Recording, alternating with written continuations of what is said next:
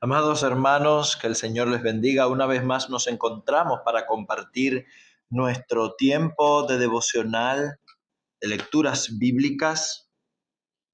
Hoy vamos a estar compartiendo este podcast número 43, ahora enfocándonos en el propósito o la reacción frente al sufrimiento. ¿Cómo interpretamos nosotros, amados hermanos, o cómo debemos reaccionar frente al sufrimiento nuestro y de los otros?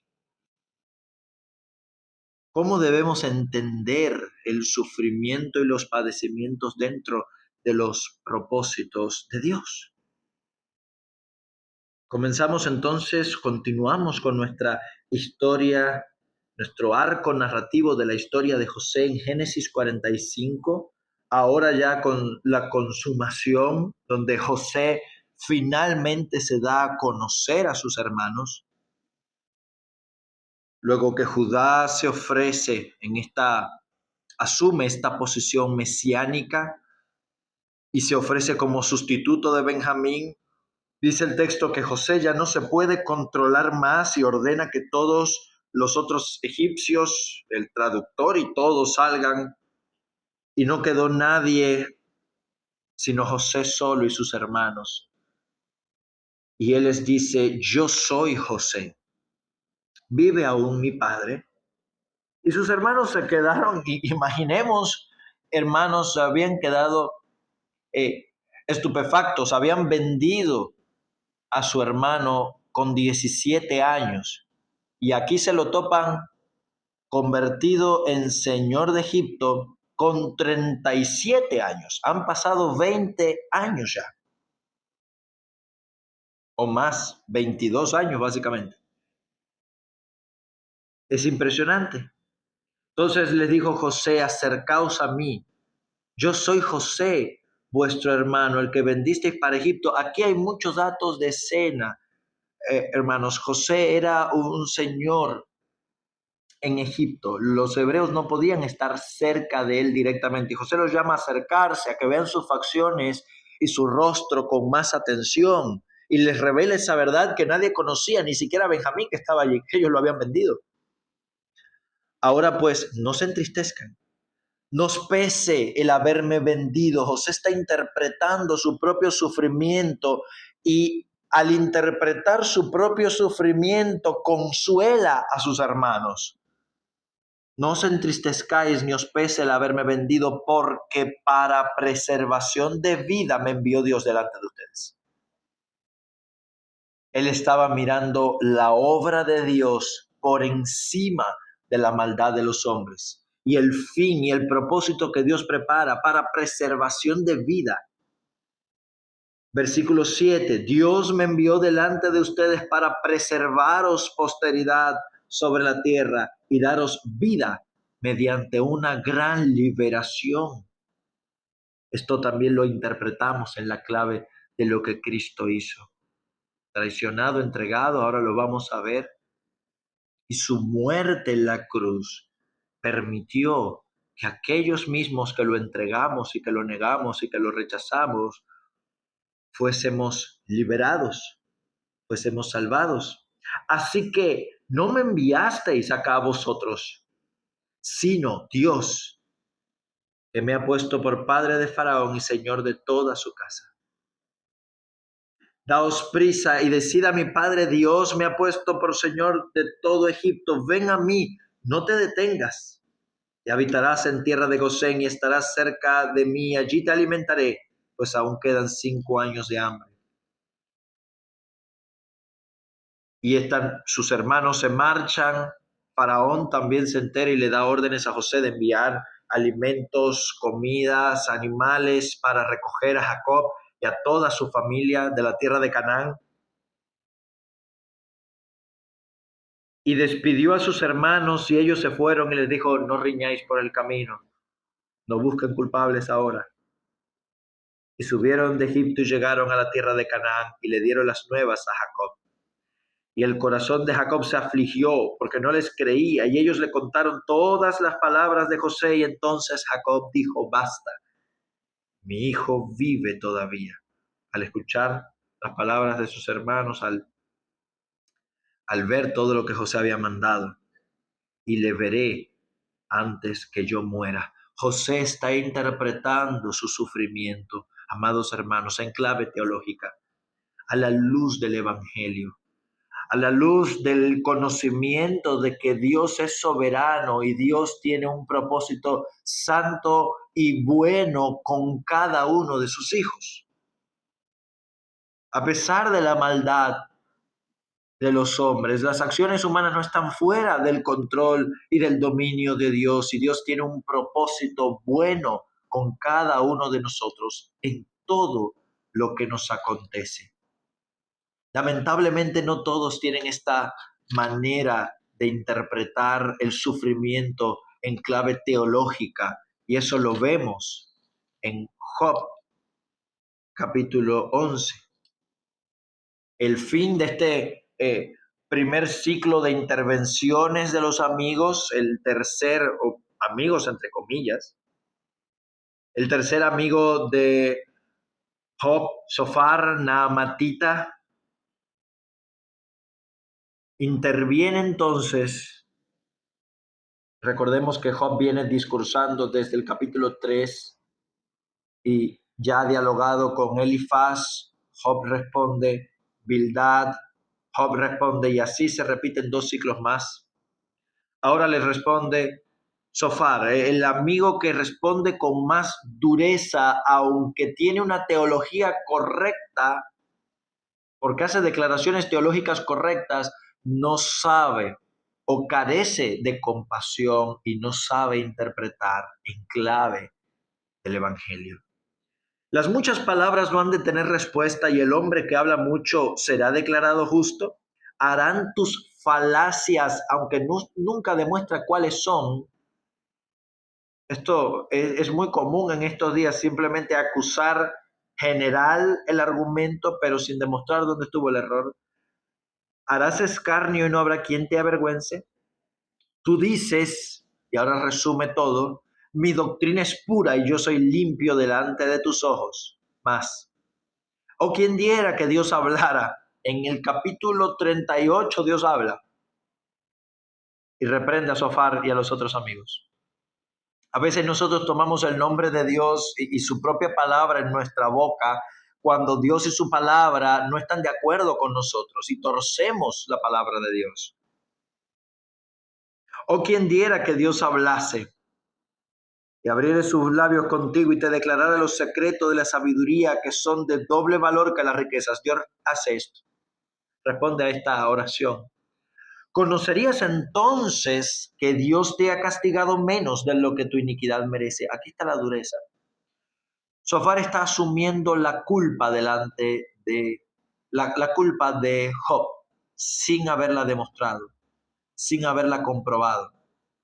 Es verdad, teológicamente, que Dios, aún en su justicia, en su juicio, en su castigo, en su disciplina, Dios nos disciplina menos de lo que en realidad merecemos. Eso es totalmente cierto. Pero lo está aplicando de una manera que corrompe esa misma verdad, por hacerlo de una forma poco compasiva y sin interpretar el propósito del sufrimiento. Él no le dice Dios tiene un propósito con todas las cosas, no. Él dice el propósito de Dios es castigarte porque algo malo hiciste, porque estás pecando. Descubrirás tú los secretos de Dios, llegarás a la perfección del Todopoderoso. Versículo 11, Él conoce a los hombres vanos, ve a sí mismo la iniquidad y no hará caso. El hombre vano se hará entendido cuando un pollino de asno montés nazca hombre. O sea, es imposible. Si tú dispusieres tu corazón, ahora llama a Job al arrepentimiento. Esto es asombroso. Llama a Job al arrepentimiento y a buscar su restauración por medio de las buenas obras, cosa que es totalmente falsa. si tú dispusieres tu corazón y extendieres a él tu mano, si alguna iniquidad hubiera en tu corazón, en tu mano, la echares de ti y no consintieres que mora en tu casa la injusticia, entonces levantarás tu rostro limpio de mancha y serás fuerte. Entonces, cuando tú hagas la obra, Dios te va a restaurar. Aquí no está el evangelio y está dicho a propósito. Por eso es que Dios lo reprende finalmente a Sofar, porque tiene una teología en base a las buenas obras, tiene una teología moralista que se dedica a acusar y a aplastar. Lo vamos a ver ahora también en el próximo capítulo. Es contrario al evangelio y a la obra de Cristo. Entonces levantarás tu rostro limpio y de manchas y serás fuerte y nada temerás. La vida te será más clara que el mediodía. Aunque oscureciere te será como la mañana. Tendrás confianza porque hay esperanza. Mirarás a tu alrededor y estarás seguro. Pero los ojos de los malos se consumirán, le das una amenaza, y no tendrán refugio, y su esperanza será dar su último suspiro. Eso dice la boca de una persona que no ha conocido la gracia de Dios. Y cuando llegamos a Marcos 15, vemos entonces el panorama completo de esto que estamos viendo. El mayor sufrimiento, el varón de dolores experimentado en quebrantos.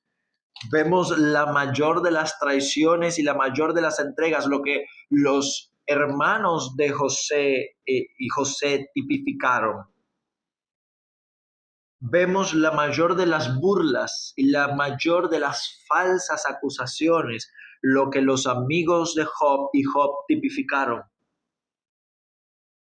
Y vamos a ver entonces la mayor de todas las liberaciones y cómo Dios nos revela en toda su gloria el verdadero propósito del sufrimiento. Marcos capítulo 15.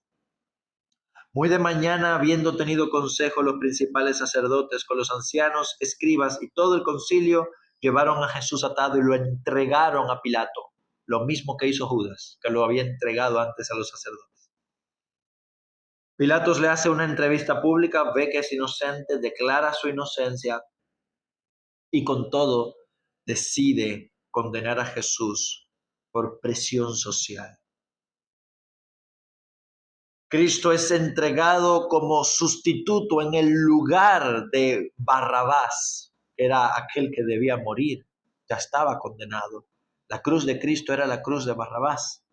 Ahora algo curioso, el nombre Barrabás significa hijo del Padre.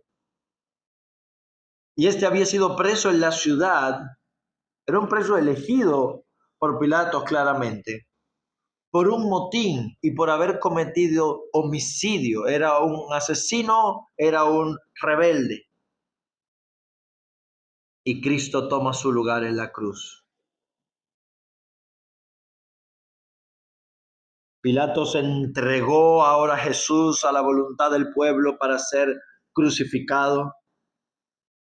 Los soldados humillaron a Jesús, se burlaron de él.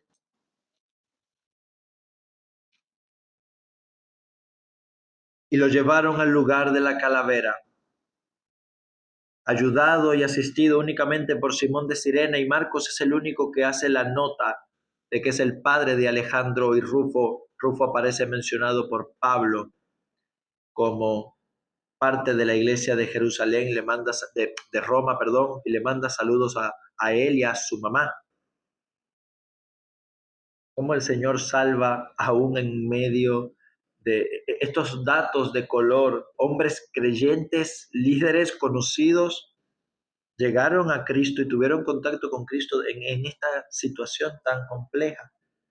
Allá en la cruz lo crucificaron entre dos ladrones, fue contado con los inicuos. Repartieron entre sí sus vestidos y sobre su ropa echaron suertes.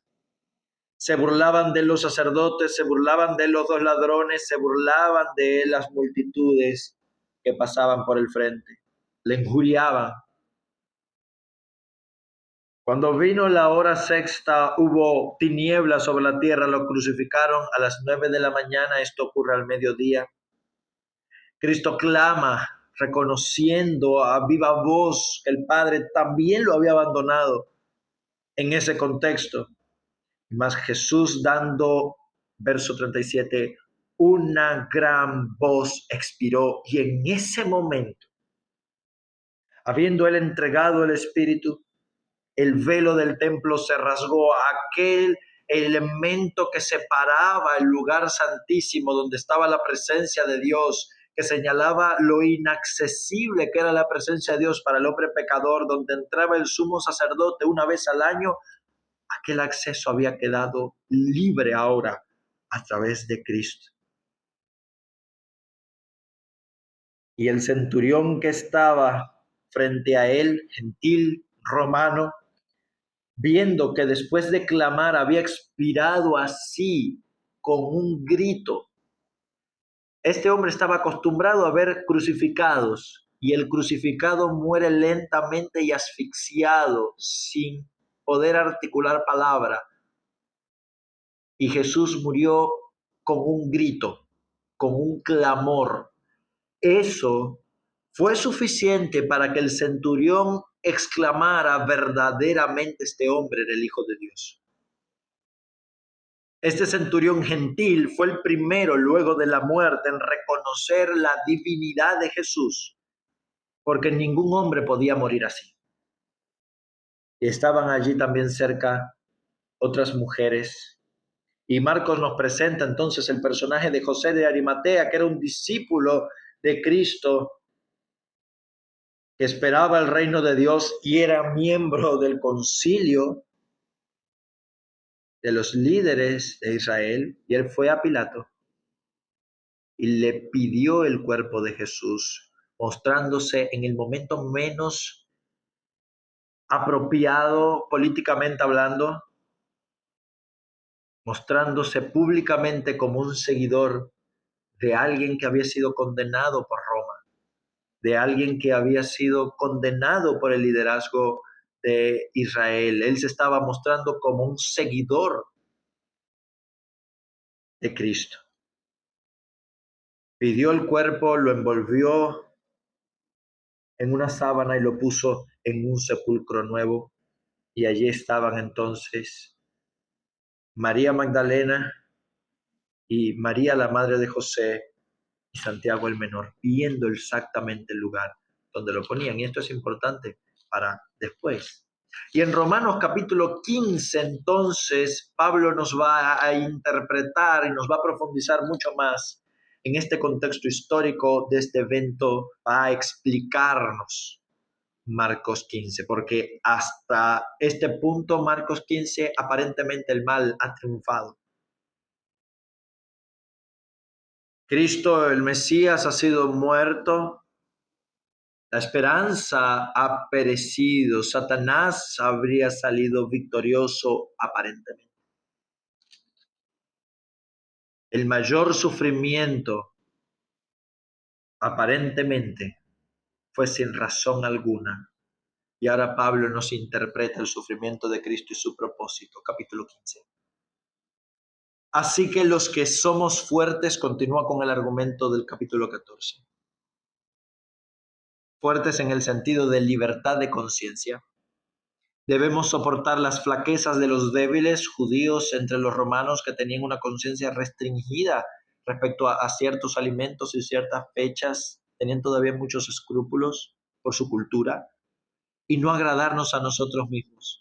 Cada uno de nosotros agrade a su prójimo. Esto es el propósito en la vida del creyente, agradar al prójimo en aquello que es bueno para edificación, porque ni aun Cristo se agradó a sí mismo. Y aquí es donde Pablo interpreta el sufrimiento, el autorrenunciamiento, la autonegación a la luz de Cristo y del Evangelio. Ni aun Cristo se agradó a sí mismo, antes bien los vituperios de los que te vituperiaban, las injurias, lo que acabamos de leer, cayeron sobre mí. Las injurias contra Dios el Padre, Salmo 69, Cristo las toma como algo personal.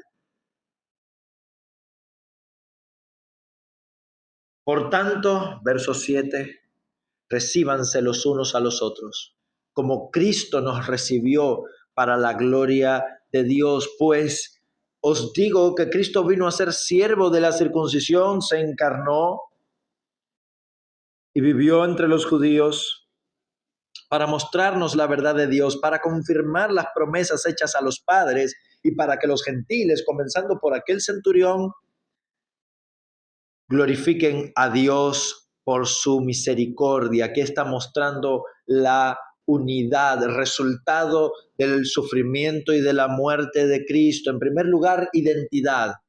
De la misma manera que Cristo renunció a sí mismo y tomó para sí las ofensas que habían sobre Dios y se dedicó a servir, fue siervo de la circuncisión, así nosotros hemos sido puestos para servirnos, amarnos y agradarnos los unos a los otros y no agradarnos a nosotros mismos. Y esto es vital para este tiempo donde los seres humanos huimos, huimos al sufrimiento.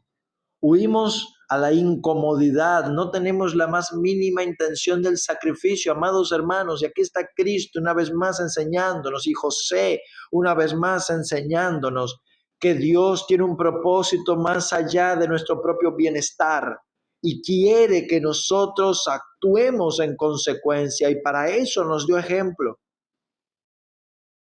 para que no tomemos la actitud de Sofar frente al sufrimiento de un hermano, sino que nos pongamos en su lugar y no nos agrademos a nosotros mismos como los amigos de Job, de la misma manera que hizo Cristo. Alabad al Señor todos los gentiles y magnificadle pueblos todos, y otra vez estará la raíz de Isaí, y al que se levantará para regir a los gentiles esperarán en él, y el Dios de esperanza, esta hermosa bendición, os llene de todo gozo y paz. Siempre van juntos. En el acto de creer, de confiar en esta misma esperanza, para que abundemos en la esperanza a través del poder del Espíritu Santo. Y Pablo culmina esta sección argumentando su trabajo y su ministerio frente a los gentiles para proveerles la palabra de Dios y las misericordias de Dios. Pablo, judío, redimido por Cristo, ahora está sirviendo, enviándoles a los gentiles o compartiendo con los gentiles la palabra de Dios para que los gentiles lleguen a ser una ofrenda agradable a Dios a través de Cristo Jesús. Y por eso me esforcé, dice Pablo, en proclamar en todo lugar donde Cristo no hubiese sido predicado. Y esta es la causa, dice, porque todavía no he ido a Roma. Pero no teniendo más lugar donde evangelizar en esta zona, Pablo tenía planes de ir a España y en su camino, o sea, cruzar al otro lado del imperio y en su camino pasar por Roma. Pero ahora les dice, voy a Jerusalén para ministrarle a los santos. Porque en Macedonia y Acaya, gentiles, todo esto tiene el mismo propósito, hermanos. Los fuertes recibiendo a los débiles, la obra siguiendo el ejemplo de Cristo, la obra que Cristo hizo en la cruz, uniéndonos a judíos y a gentiles, uniendo a etnias, a grupos rivales, enemigos. Cristo nos ha reconciliado en la cruz. Esa obra en la cruz se hace evidente. Pablo como judío les lleva el evangelio a los gentiles y ahora los gentiles comparten de su provisión y su abundancia económica con los judíos. Macedonia y Acaya tuvieron a bien hacer una ofrenda para los pobres de los santos que hay en Jerusalén. Pues esto le pareció bueno y son deudores. Porque si los gentiles han sido hechos participantes de sus bienes espirituales, deben ellos también ministrarles de los materiales. Pero os ruego, hermanos, que oréis por mí para ser librado de los desobedientes en Judea, y que la ofrenda de mi servicio a los santos en Jerusalén se acepta, para que con gozo llegue a ustedes por la voluntad de Dios. Y llegó, aunque nunca se imaginó de qué manera. Pablo iba a experimentar lo mismo que él estaba enseñando, los propósitos del sufrimiento, como estudiamos en el libro de los Hechos, y que sea recreado juntamente con ustedes. El Dios de paz sea con ustedes. Amados hermanos, El sufrimiento tiene un propósito en las manos de Dios y Dios nos ha puesto no para sufrir por el acto de sufrir, sino para sufrir para la gloria de su nombre, sufrir para el servicio de su reino, sufrir, padecer, soportar para bendecir a otros, para trabajar para otros, ya que nosotros de la misma manera hemos sido bendecidos abundantemente por el siervo sufriente, por Cristo Jesús, que se entregó a sí mismo para darnos ejemplo y darnos a nosotros una gran liberación para que no nos agrademos a nosotros mismos. Que el Señor les bendiga, amados.